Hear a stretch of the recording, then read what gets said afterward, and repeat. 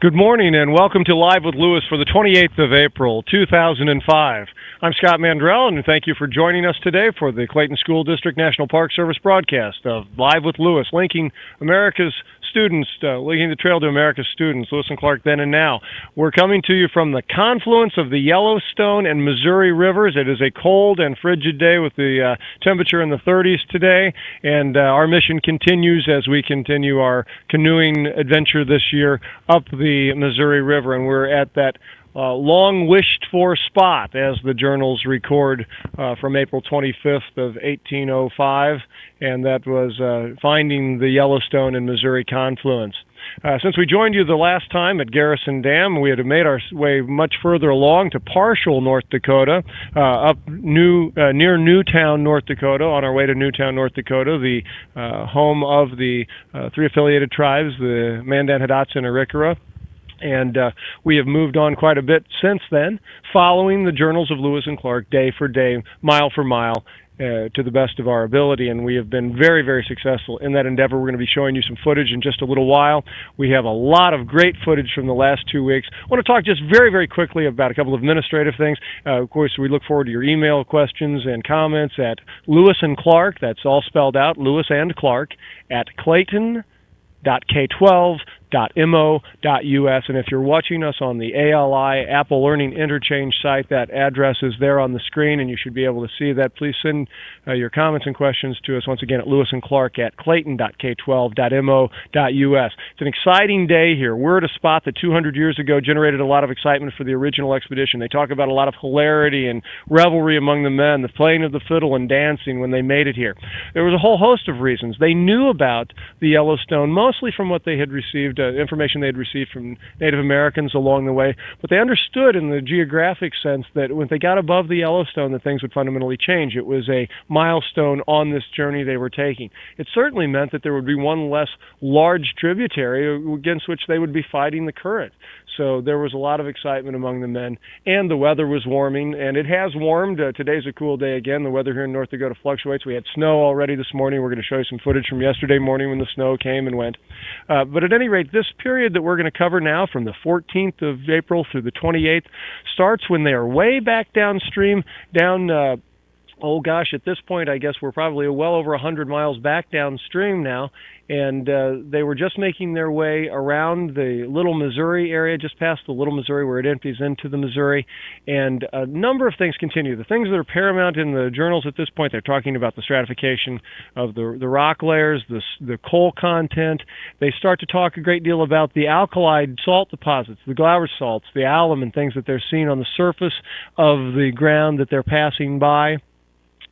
They're seeing abandoned Indian camps. Remember, from this point on until they meet the Shoshone, they do not have contact with any Native Americans or anyone else for that matter. They have essentially passed out of the inhabited world. Now, I say that from their perspective. Of course, there's a great reason to believe that many Native American tribes, and certainly bands of Native American Indians who were in the area, probably did indeed see them moving through the area and purposely avoided the expedition. But nonetheless, they had no contact directly with Native Americans. They did see abandoned hunting camps and that sort of thing. And we've got a lot to show you about our trip that parallels it. Ironically, it's uncanny how close some of the parallels are. We're going to go to our footage now, and as we go through this, I'll try to talk to you a little bit about some of the things that Lewis and Clark saw 200 years ago, as well as what we're seeing today. And we left Parshall, North Dakota, 2 weeks ago after our broadcast, and we're now at a place called Noli, Montana. It doesn't really exist anymore. Got there by canoe. Here we are in Parshall. One of the last things we stopped by to see there was the Rock Museum. This area is such a fascinating place with rocks that they actually have a museum there. And of course, there's Bison getting ready for another day on the water, and he has enjoyed the trip immensely. And you see that we're in an area there that's really quite barren of wood and timber, and that's something that's noted in the journals as well. Beautiful, beautiful scenic areas here. Now, of course, the water here is much more so than it would have been 200 years ago. This is on Lake Sakakawea, and you see Bison, of course, continuing to enjoy his day at the beach. And these are large, barren areas where the water now is nearly 70 feet below what it had been when the reservoirs were filled. And so you're seeing a large lake, although there's very little water out there, and many, large exposed flats. And much of the timbered area that Lewis and Clark talk about was inundated when the floods were there, and many of you'll see in a little bit later, some of the forests that are now being exposed by the low water. Here we are at Newtown, at the Four Bears Bridge. The old bridge you see there was moved up in 1955 when the dam was flooded. They actually physically moved the bridge and rebuilt it, and now they're building a new bridge there. And you see in the distance through the pylons there the great medicine wheel on the hill at Newtown, one of the distinguishing features of that area. And as they're building the new bridge, we thought it'd be an opportunity for all the students and the public to see kind of what goes into this. This is a piece of pre-stressed concrete that will be pieced in like a giant erector set, and we'll see some more of those in a moment as they continue to build this bridge, a real engineering phenomena along the Missouri River. And there you see the large pieces of the bridge in readiness for their addition to the structure that's going up across the Missouri River there.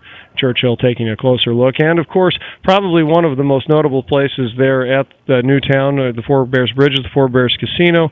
And it's really neat that they have taken the time to include a lot of contemporary Native American art in some of the displays there. And this is sort of an anchor, a business anchor for the community. And you see a warm day. You see the flies and some insects flying there. A beautiful warm day in Newtown. And here we are at a unique place, as like many of the Native American tribes, coming from a warrior society. This is a community that honors its veterans, is very proud of the service its veterans have made to the United States Armed Services, and here you see their Veterans Memorial with the names of those individuals who have served from that community. The Veterans Memorial is located right next door to the Four Bears Museum, which is the tribal museum for the three affiliated tribes, the Mandan, Hidatsa, and Arikara. Just outside of it here is this statue of Four Bears. Four Bears was a very important leader within this community many years ago. In fact, this statue here, as you will see, was erected in his memory in 1933. It was moved here after the flooding to this area here, Newtown, and many of these communities are post-inundation after the dams were built, because the towns that these folks lived in, both the native towns as well as the European communities along the way, had to be moved up with the flooding. And there you see that he served and actually signed the treaty of the Fort Laramie Treaty in 1851, which, again, as last year, we recommend that all Americans read that treaty. And here you see the Four Bears Museum. We'll take a quick look inside. Like many of the tribal museums, we're going to see inside artifacts from the community, as well as the sort of handiwork and crafts and art reflective of this community. Here you see a bison. This is latifrons. This is the large prehistoric buffalo bison that would have wandered these areas many years ago. And many of the museums here either have an actual one of those skulls or a cast of it in it, because it is so much a part of the culture here. Obviously, today's contemporary bison, as the buffalo today are known, still play a major role in the Native American communities. And here you see just a sampling of some of the things in the Four Bear Museum. Beautiful beadwork, beautiful quill work, a number of items that were of importance to people of note within the community over the years. This is a beautiful pair of brain-tanned moccasins, probably not unlike what a Mandan Hidatsa woman would have worn in her wedding ceremony and when she was married or something like that. These type of things would have been worn on very formal occasions. This was not the daily wear for a Native American, either male or female, but the construction style is very similar. And of course, the most important part of the community right now is remembering the legacy of Sakakawea, who, of course, this was her adopted home. And we turn our attention back to the river and following the route of Lewis and Clark. And here you see Jay Rodkin and Churchill Clark, Frank Bechtold making ready. We're getting ready for another outing. We're going to be leaving the White actually, this is the Little Knife area, just across from the Four Bears Bridge, and we had to cross to the north side here in anticipation of strong winds from the north. And remember I mentioned the alkalides and the Glauber salts, and just like Lewis did on the same day, I thought that I would taste them and see just how alkaline they were. And I assure you, they were not very tasty. It's as unpleasant as Lewis recorded. This area was known as White Earth. In fact, there's an area known as White Earth Bay now. It's not much of a bay. None of the bays are very much bays anymore. And there you see the river raging, this large lake as the wind comes over. We have high seas. The rollers are moving us along. Fortunately, the wind was at our back today. You're getting to share virtually a trip on the Missouri River here with us as we move along. I mentioned White Earth, and Lewis and Clark actually misnamed White Earth. What they called White Earth is actually the Little Muddy, the Big Muddy, rather, up by what is now Williston, North Dakota. And this area we're in right here is White Earth, and it was called White Earth, of course, because of the alkalides and glauber salts that were exposed on the surface of the soil.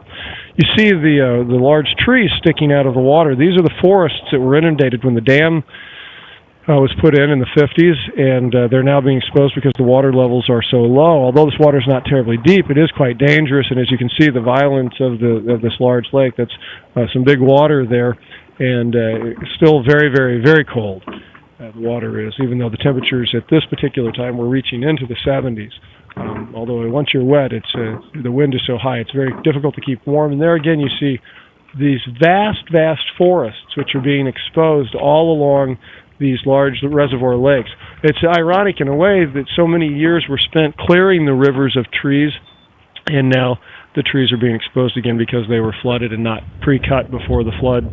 And here we are at Lunds Landing, where we are visiting with some folks who operated a marina along the shore there. In fact, if I can ask Jim to bring the volume up maybe on this just for a moment. And we operate Lunds Landing Resort. And that's okay. These are the Lunds. This is Jim and Annalene Lund, and they operate Lunds Landing. They used to have a large fishing operation, now mostly pheasant hunting because there is no water there. And we were really surprised by the oil industry in North Dakota, in western North Dakota. There is a large oil industry here, and they're experiencing quite a boom right now with petroleum prices being what they are around the world. One of the little anomalies was we were paddling along, and because the water levels are so low, we actually saw something out in the middle of the lake and paddled up to it, and it ended up being a small rural road bridge that predated the inundation of the lake, and was probably being exposed now for the first time. And Asian beetles, those little copycat ladybugs that we're all so plagued with in our homes today, they're everywhere, on every island and every sandbar, they're everywhere. And here you see the result, again, of those large forests being exposed. And, of course, the large pelican islands described by Lewis and Clark. The pelicans are still here and thriving, and they're really quite a beautiful and spectacular sight to see as we continue to paddle our way up the river. We're now approaching an area called Tobacco Garden, and this is what you're seeing now. Tobacco Garden is an area where essentially the lake is running into the river again. The mudflats here were so bad that we had to return to the trail and begin walking. So like Clark did on the 21st of April, Churchill and myself made a cross-country movement, crossed from Lewis and Clark State Park to Williston, and there you see us moving toward Williston. It was about a 16-mile walk, and we were unable to get the canoes through those mud flats, so we opted for hiking one day to move us forward. A strange phenomenon up here. Boots, we saw a number of boots along the way, and the explanation we've been given is that the smell of the human smell of the boots along the fence posts actually keeps the coyotes away from the herds of cattle. And so we don't know whether that's true or just an old North Dakota wives' tale, but we're going to take it for gospel until we hear otherwise. And even though it was a 16-mile trip, Bison still had enough energy to swim across the Big Muddy when he made it in. And now, of course, the Big Muddy is very important. On the 22nd of April, Lewis and Clark both together walked to the Big Muddy to examine it and learn a little bit more about this body of water. And here's some young Native American girls were sitting there after school and were surprised when they saw that. And there we made it into Williston. And we had some great hosts here, Loy and Bev, Loy Ashton, and there's a good friend Dave who came out with us for a little while. We're going to run 2 canoes. Some of the locals decided to canoe with us for a little bit, so we thought we'd take 2 canoes out on the water this day, and we paddled about 20 miles. This was a 20-mile day for us, and it was really spectacular. And you see that the lake is given away to the river. We're now back in the river. And what you're seeing here, of course, is what was once a channel of the river, now dried up because of the low water. And this is the case in many, many places. A number of these places used to be water recreation areas, and now that's no longer really a part of the economy, or at least it's been hit pretty hard because of the low water. However, really the water you're seeing here is more like the water levels that Lewis and Clark would have encountered, and despite the impact that it's had negatively on some of the commercial aspects of the area, and there's a beautiful shot of a pelican we passed, it actually has boded very well for some of the wildlife, and it's helping the wildlife be reinvigorated here in this area. And again, the cut banks that are discussed and mentioned in the journals, the cut banks along the river, and you see them everywhere as the collapsing banks and the large high cut bluffs where the river collapses, the hills collapse into the river due to the water eroding them. And as I mentioned, the abandoned hunting camps mentioned in the journals. We too encountered hunting camps along the way, some abandoned, some inhabited. Here you see the lodge poles of a teepee, and before that was the framework of a wickiup or wigwam. And this was a very, very nice place along the way. A local who has a permanent lodge set up and invited us to stay there rather than setting our tents one night. And we really enjoyed the opportunity to spend the night inside this beautiful, beautiful Blackfoot Lodge along the edge of the Missouri River, just west of Williston in the Trenton, North Dakota area. And there you see the lodge. And our good friend Stan Anderson, who hosted us there and was very, very kind, and he and his friend Dave, who maintain that lodge, that permanent lodge, has been there for 18 years, and we're presenting them with a peace medal for their kindness, generosity, and that peace medal will be on display in that permanent lodge so that other travelers making their way up and down the Missouri River will know, even if the lodge is not attended when they arrive, that when that peace medal is hanging in there, that they are welcome if they're traveling the Lewis and Clark Trail. And our friends are sending us off as we make our way toward the confluence. We're very excited. This is the 25th of April, and we are in, as every day, the exact place of the original expedition along the Missouri River Basin. And here we are stopping with the canoes just a few miles up to walk the high bluff line, as Lewis did, as described on the 25th of April, the high bluff line that ultimately would reveal to him the Yellowstone Valley. And as we mentioned, we're getting very close now. There should be something else there. I think we may have just lost our feed, and I'm sorry about that. We lost some of our panoramic view there. We'll try to maybe get some more of that footage to you or put it on the archived edition of the website. But the panoramic view over this area is really, really quite spectacular. If you look behind me, maybe we can go to the other shot just a moment, Jim, if you would. In the other shot here, we'll have the Yellowstone, and there we are. And you see there the Yellowstone coming in. Those high bluffs we were walking on are there in the distance, and this is the long-wished-for spot where the Yellowstone meets the Missouri River. We did continue somewhat on up the river, and we did continue on up to Snowden Bridge. We're in Noli, Montana now, which is about 8 miles up. We've passed the Fort Union and all, and what we'll do is we'll try to work those into the next broadcast so that you can see those images of Fort Union, Fort Buford, and some of the other historic sites. As with many of the military sites, fortresses, fortifications, trading posts, that sort of thing, the reason this area was chosen for those sites to be constructed here was, of course, the river itself. The river continues to dictate the story. It was the river was the author of the first story of Lewis and Clark 200 years ago. It is the author of what's happening to us. It dictates to us whether we can move and what we do. And likewise, the river dictated to the United States government and other governments as throughout time, but certainly here in North America, the United States government, where they would establish permanent fortifications and posts. This area was crucial to the fur trade. Beaver, elk, buffalo, particularly the beaver. The beaver were really quite common in this area. We've seen them quite a bit. And of course, these posts and fortifications that were built out here were not necessarily built here for some military action, other than the protection of traders and that sort of thing, and to create a place where Native American people who were involved in the fur trade could bring those peltries and be paid for them, and then those pelts could make their way back. So it's a very exciting place. A lot happened here. We're going to be joined in just a moment by Gania Hesser from the State Historic Site here. Gania, do you have a moment? Could you go ahead and come on over, and we'll talk a little bit about what's going on in this area. Again, there were a number of sites. There were a number of fortifications, outposts in this area a few years ago. Right now, really, there are two sites that are most notable, and that is Fort Union and Fort Buford. Fort Union is a spectacular, spectacular place. It is a large stockade fortification. I apologize, we had the footage of it, and we'll certainly run that next time. It is a large painted white stockade fortification with a red roof on it.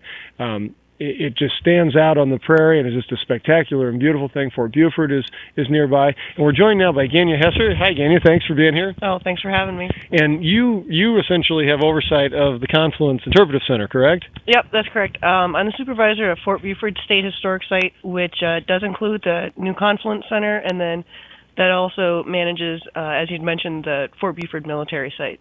Okay, and those are both state sites, is that correct? Yep, those are correct. Managed by the state of North Dakota. And Fort Union is sort of a partnership between the National Park Service and there's been some local historical societies, is that? The land that Fort Union originally was owned by the state of North Dakota, and it was transferred in the mid-'60s to the National Park Service, Department of the Interior. We've always had good relationships, both Fort Union and Fort Buford, with the local community. So there's been support for the reconstruction of Fort Union, the construction of the Confluence Center. So we've had a lot of input from the community.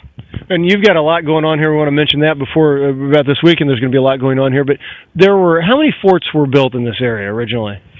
Well, let's see. The first one, we've got Fort Union, which was reconstructed. There was at least 4 rival fur trade forts that were built around the Confluence. None of those could compete with the American Fur Trade Company, and most of them dissolved within about 3 or 4 years. So there were 5 fur trade forts, and then right after the Civil War in 1866, a military fort was erected at the Confluence, and that was Fort Buford. That stood for almost 30 years until 1895, and that was the last fort that was here. And so this area here would have seen everything from, obviously, Lewis and Clark going by, of course, Native Americans prior to that, Lewis and Clark going by, all the way through the steamboat era. There would have been some presence here, I guess, with the Fort Buford and all of that. Oh, yeah, this was during the 1860s, 1870s, and even through the early 1880s, this was a very busy area. The railroad did not come here until late 1880s, so until then, people had to depend on steamboat traffic and overland routes. And Fort Buford, for a long time, was sort of the westernmost site where you could easily get supplies to. So any activities that had to occur farther west, or even some southwest, had to come from Fort Buford to get their supplies and stuff like that. So there's a lot of traffic. But after the railroad came, it really sort of sharply died off. A lot of the conflict with the non-reservation Native Americans had sort of been finished up, and Fort Buford just sort of slowly faded out of existence. Now I know that I do feel so sorry that we didn't have the footage of Fort Union. We will do that next time. It is a spectacular place. I know that's not your domain, but it's right here next to you. That was Astor's place, wasn't that? Was Astor involved with that? And maybe could you elaborate just very briefly on Fort Union, just a little bit about it, if you know what you can share with us? Fort Union was established in the late 1920s. Or, excuse me, 1820s, and it was active for almost 40 years. It and Fort Union were active at the same time. It was very successful, had a very good relationship with a lot of the Native American tribes around here, particularly the Assiniboine and the Arikara. And a lot of rather famous people came through to visit Fort Union, to come up the Missouri to paint the scenery. One of them was Carl Bodmer, Prince Maximilian of one of the Germanic states. I can't remember which one at the moment. And it sent a lot of, while the beaver lasted, it sent a lot back. And it's important, I think, for our young audience to understand that when we say Fort Union, And unlike Fort Buford, which was a military fort, Fort Union, there wasn't soldiers there. They were mercenary, essentially hired soldiers, or all, I guess, some sort of a guard. But I mean, it wasn't a military fort in that sense. No, it wasn't a military fort at all, and I'm not even really sure quite if they were mercenaries. If there were people, I mean, people did have guns, but this was the frontier, and the guns were as much for protection as they were for just getting the furs and food and things like that. Well, we just want to make a distinction for the kids to understand that when every time we say fort, it doesn't necessarily mean a military fort, and as we get into the fur trading areas like this. So now tell us a little bit about what you've got going on this weekend. This is a big weekend. I mean, Lewis came over those hills right back there on the 25th of April. Clark came up this waterway on the 26th of, I guess Clark had come up on the 25th also, and they all converged on the 26th here essentially in this little area, and took a walkabout over the next couple of days. And that's, I mean, this is it. Happy bicentennial to you, by the way. and we are here on that same time. But you've got a lot going on this weekend. What's going to happen here this weekend? Well, as I said, we got a number of things. We're going to be having activities both here at the Confluence Center and then farther up the river at Fort Union, kind of share the activities. We'll have different people giving presentations about history of Lewis and Clark, what impact it's had on the present. We're also going to have living history people set up camps so that people can come and talk to these people and learn about history, from the tools that they use to the clothes that they wear. And those people in historical garb are not just going to be from the Lewis and Clark area, but from those people who came later. I guess one of the points we're trying to make is that Lewis and Clark wasn't really the beginning of the history of the confluence, but it was the beginning of Euro-American settlement here, and it influenced a number of the types of people who came later, as you mentioned, the fur traders and both the military people. If a teacher or students wanted to find out more about, well, first of all, it's going to be difficult maybe for somebody back in St. Louis to get here by the weekend. Yeah, stop on the train, I guess, right now. But if they were to come, well, let's say that they were to come up here on a summer vacation or something. We're located just west of Williston. Can you tell us just on, what is this? This is Highway 1804. Aptly named. Yes. North Dakota has both Highway 1804 and 1806 relating to the bicentennial. But if someone drove up to Williston, they would just head west about 23 miles on Highway 1804. This is mostly farmland, so they probably won't miss us. And if they want to stay warm back in, and not that this is a balmy mid-30s day here in North Dakota, but if they want to stay warm back in St. Louis or Florida or California or wherever they happen to be watching today, and where would they visit you on the internet? They can visit us at www.discovernD.com/HIST. HIS for history, I guess. For history, and that's the main webpage for the State Historical Society of North Dakota, and they can navigate to us from there. Okay. I don't know if we've got any email questions or anything. Do we have anything off the internet today? It seems that we're doing pretty good on time. Yania, I want to thank you so much. We've had an opportunity to know each other for a couple of years now, and I hope to see you again, and we thank you. It's kind of neat as you meet people along the way, and then you pass these places. And I can assure you, for our crew, paddling up the river, each stroke making a difference. And, of course, I did want to mention, and we didn't get to it in the video there because we lost some of the video, but, they talked about the stratification of the coal. They talked about the Glauber salts and the alum and all of those kind of things. They talk about the elk and the buffalo. And just about a week ago, the journals really start to become predominated with commentary about the wind. Okay. And we even had some snow here yesterday morning and this morning, but the wind is really, really something that is, you just really have to experience it, and it's certainly been something for us to contend with in the paddle. But I can tell you that for those of us paddling, the Confluence was a long wished for spot, and so we're happy to be here. We encourage our viewers to get online and go to discovernd.com/HIST, and if you get up this way, if you're traveling the Lewis and Clark Trail with your family over the summer, to stop by this just incredibly rich area so many times along the way. I'm sorry, we do have an email question. How's the flow compared to the Yellowstone and the Missouri? Well, I'll tell you, it's really spectacular. You get right here and you just really feel it. I mean, and when you get above, it's diminished somewhat, but it's very circuitous, the river above here, and that those turns in the river keep the current pretty good. But the Yellowstone isn't actually flowing as fast as the Missouri, is it? It's much slower river.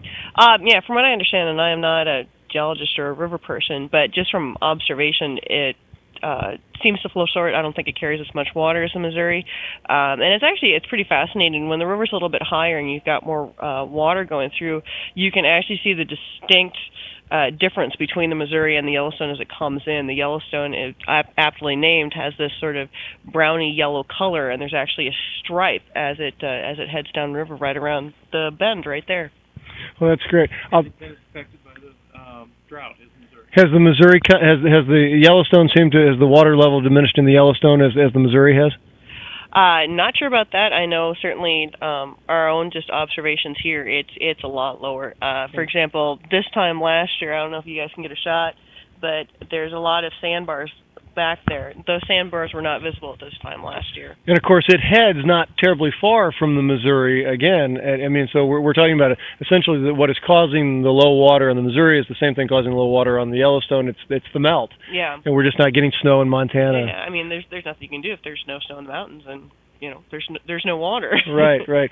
I'll tell you, before we get out of here, the one thing I'd like to remind our viewers of, we did have a little problem with our video today. I'm going to ask our viewers and teachers and students if you can give us about a week and we get this show archived. We're going to have a lot of the footage that should have been shown today on there. One in particular was, and I don't know if you were down here the other day, something that we've been hearing a great deal about all the way up the Missouri River is the pallid sturgeon. And we have footage that was supposed to be in today's show, and I'm so disappointed we were unable to show it to you, but just a few hundred yards away from here, 2 days ago, the Game and Fish were out, and they had been able to capture a male. They sexed it, and they believe it was a male pallid sturgeon. It was about 26 pounds, about 4 feet long or so. Absolutely spectacular. That footage that we have is absolutely incredible. It will be archived on the site, and we may even include it in next week's broadcast. Thank you so much. Please stay tuned. In just about 20 minutes or so, 25 minutes, we will be doing a curriculum-based broadcast right here. You can continue with us or rejoin us in just a little bit, and Tim Gore will be moderating that from back in the St. Louis area, and we'll be joining you from here at the Confluence. Gania, thank you again so much for having us up here, and we look forward to seeing you all. Don't forget to join us in 2 weeks when we'll have additional footage from the trail, and we continue our virtual journey along the Lewis and Clark Trail. Until we see you next time, I'm Scott Mandrell for Live with Lewis, proceeding on.